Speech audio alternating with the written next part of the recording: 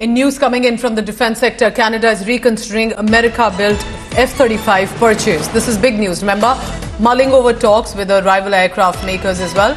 The decisions come while there are clearly tensions between US and Canada. Canada is facing a historic decision. Cancel the $13 billion USD F-35 contract and choose a European partner. So, what is driving this bold move by the country? Since 2017, when Donald Trump started implementing protectionist trade policies, tensions began to form. One of the biggest shocks was the US imposing tariffs on steel, aluminum, and agricultural products from Canada. These tariffs caused severe difficulties for Canada's industries. Specifically, Canada could not ignore the trade barriers introduced by the Trump administration, such as requirements on agricultural products or restrictions on steel exports. Furthermore, these decisions were not just economic losses, but also increased Canada's dependency on a single country, the US. This forced the Canadian government to ask a big question. Can we continue to rely on such an unfair partner when we could find other, more reliable partners?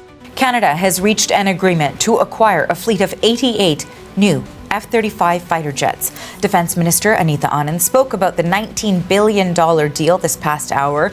She said it's the largest investment in the Royal Canadian Air Force in 30 years, and that this acquisition will create many economic benefits for Canada. This is a turning point decision. Signed in 2023, the contract to purchase 88 F-35s from the US was a key part of Canada's strategy to modernize its air force. However, the recent trade tensions have forced Ottawa to reconsider this agreement. The $13 billion USD F-35 deal is not just a typical arms procurement, but also a symbol of the cooperation between the two nations. But in the current context, is it still reasonable for Canada to continue working with the US when Trump's tariffs and trade decisions are increasingly pressuring Canada's economy? With the F-35 primarily produced in the US, Canada faces a big question. Should they continue to depend on a country with such strong protectionist policies or seek alternative options from Europe? The US, of course, is not happy with this news. They have continuously emphasized the importance of defense cooperation between the two nations, especially with the F-35, which is the US fifth-generation fighter jet. Washington reacted strongly, stating that Canada's decision to cancel the contract could damage the special relationship between the two nations.